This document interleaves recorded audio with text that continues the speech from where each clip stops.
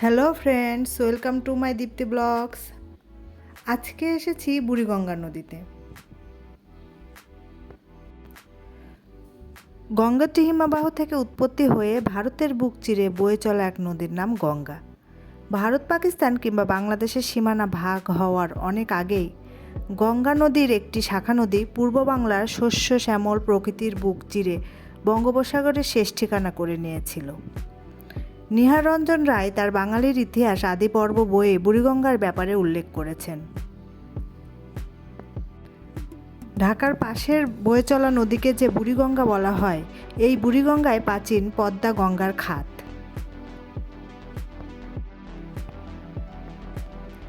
গঙ্গার এই বুড়িমা অনেক আগেই গঙ্গা থেকে আলাদা হয়ে গেছে। গঙ্গের হিমাবয়ের সাথে লেনদেন চুকে গেলেও নামের সাথে গঙ্গা শব্দটি শখানেক বছর জুড়ে ধরে রেখেছে এই নদী। মাঝে এই নদী দেখেছে কত পরিবর্তন।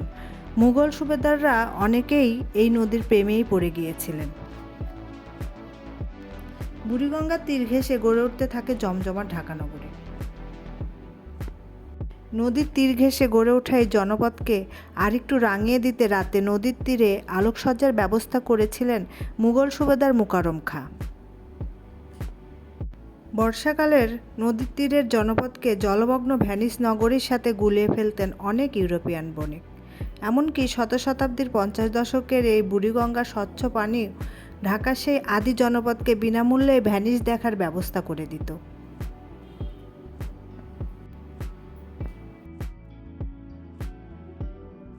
ঢাকার নদীর তীরের স্থানের নামের সাথেও জড়িয়ে রয়েছে নদীর ইতিহাস।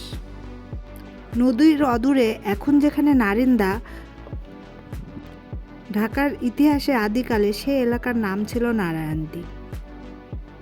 প্রচলিত ঢাকাইয়া বাংলার দ্বীপের অপভ্রংশ দাঁড়ায় দিয়া বা দি। বর্ষাকালে এই এলাকায় জনমগ্ন দ্বীপের মতো দেখাতো বলে হয়তো লোকজন এই দ্বীপের নাম দিয়েছিল নারায়ণের দ্বীপ বা ঈশ্বর প্রদত্ত দ্বীপ। বুড়িগঙ্গার স্রোতের সাথে পাল্লা দিয়ে সময়ও পেরিয়ে যেতে থাকে।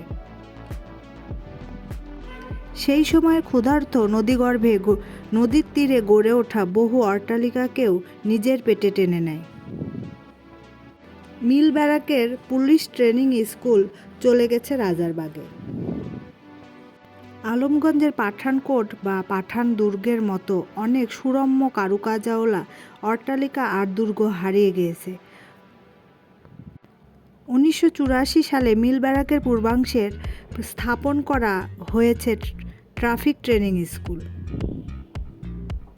মুঘল আমল থেকেই নদীকে ঘিরে গড়ে ওঠা ঢাকা শহরের উন্নয়ন করা হয়েছিল, কিন্তু সেই আমলের খরস্রোতা বুড়িগঙ্গার তীরে স্থায়ী বসতি স্থাপন করা ছিল বেশ মুশকিল। তাই ঢাকার কমিশনার চার্লস থমাস বাকল্যান্ড বুড়িগঙ্গার তীরে বাঁধ নির্মাণের পরিকল্পনা নিলেন। 1864 সালের সেই সময়টাতে তিনি সিদ্ধান্ত নিয়েছিলেন নদীর তীরে যে বাড়িঘরগুলো আছে তাদের সামনের দিকে অনেকখানি বাধাই করে দেওয়া হবে। এতে নদীর পাড় দেখাবে অনেকটা স্ট্যান্ডের মতো। ঢাকার বেশ কিছু লিখিত ইতিহাস থেকে জানা যায়, সরকারিভাবে পুরো বাঁধ নির্মাণের খরচ কুলিয়ে উঠতে না পারায় ঢাকার ধনী ব্যক্তিরা বাঁধ নির্মাণে সহায়তা করার জন্য এগিয়ে আসেন। বাঁধের পূর্ব অংশটুকু তৈরি হয়েছিল রূপলাল আর রঘুনাথ সাহার যৌথ উদ্যোগে। পশ্চিম অংশের কাজে সহায়তা করেছিলেন নবাব আব্দুল গনি। বাদবাকি মাঝের অংশটুকু নির্মিত হয়েছিল সরকারি খরচে। এইভাবেই তৈরি হতে থাকে বাকল্যান্ড বাঁধ। সময়ে সময়ে বুড়িগঙ্গা তার গতিপথ বদলেছে। বাকল্যান্ড বাঁধের ফ্রেমে বাঁধা যায়নি নদীকে। 1864 সালে বুড়িগঙ্গা বয়ে যেতে লালবাগ কেল্লা, রায়ের বাজার আর পিলখানা ঘাটের ধার ঘেঁষে। সেই সময়ে বুড়িগঙ্গা সরে যেতে থাকে দক্ষিণে। উত্তরে জমতে থাকে পলি, জন্ম দিতে থাকে শহরের আরেক অংশটিকে। মুঘল, ব্রিটিশ আর পাকিস্তান আমল পেরিয়ে গিয়েছে। বুড়িগঙ্গার সন্তান ঢাকা বয়স ছাড়িয়ে গিয়েছে 400 বছর। বাকল্যান্ড বাঁধের তীরে গড়ে ওঠা এই শহরের উন্নয়নের জঞ্জাল এই নদীকে একটু একটু করে ধ্বংস করে দিয়েছে।